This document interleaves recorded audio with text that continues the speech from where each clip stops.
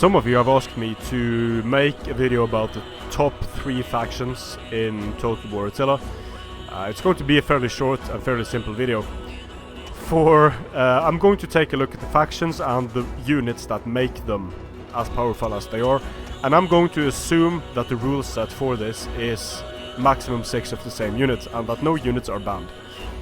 So for the Eastern Roman Empire, you can bring Tagmata Cavalry. Tagmata Cavalry will beat any and all cavalry units in the game. They will also tear up infantry. So just having the Tagmata and you're already a step ahead. In addition to Tagmata Cavalry, you can bring some cheap, relatively cheap melee cavalry. You also have very cheap infantry options as the Eastern Roman Empire. One of the things that, in my opinion, gives the Eastern Romans a slight edge is that the Eastern Romans don't really need to upgrade their cavalry units. They can, but Tagmata is so strong that they don't need to get upgraded. So, in first place, Eastern Roman Empire, purely because in Attila, cavalry wins battles and Tagmata wins cavalry fights. So, no contest there. For second, third place, things get a bit more complicated. Seeing as how cavalry is as important as it is, in second place I'm going to put any faction that has a Germanic roster and a cavalry general. So what that means is that in second place I'm going to put the Alans, I'm going to put the Ostrogoths, I'm going to put the Vandals, and I'm going to put the Visigoths. Also the Franks, if I didn't put them there already.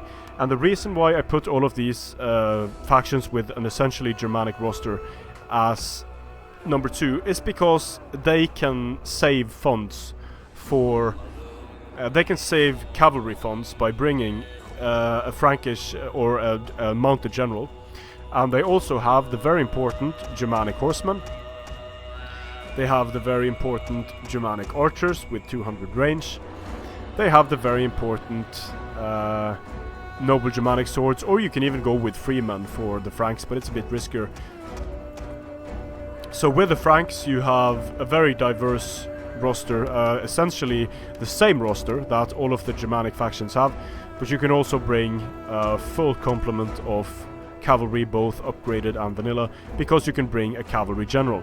And having a cavalry general is very important because it gives you the ability to use brace and give +9 attack for 30 seconds in a cavalry fight multiple times in a battle, so that is very useful. Now in third place I'm going to put every faction with a Germanic roster that doesn't have access to a cavalry general. So it's going to be the Burgundians, it's going to be the Langobards, it's going to be the, let's see here, the Alamans, and it's going to be the, yeah, those factions are going to be tied for number 3. Now there are of course differences between these units, between these factions, so it can be argued that the Burgundians deserve a place at number 2, because they have the very effective Royal Lancers with a 20 bonus against large, and I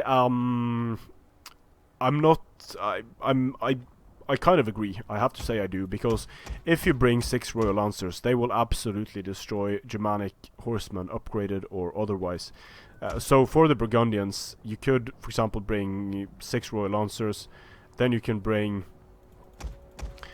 a bunch of Germanic horse, and then you can bring some noble Germanic swords, and this you can even bring some archers in addition if you want as well. Let's see.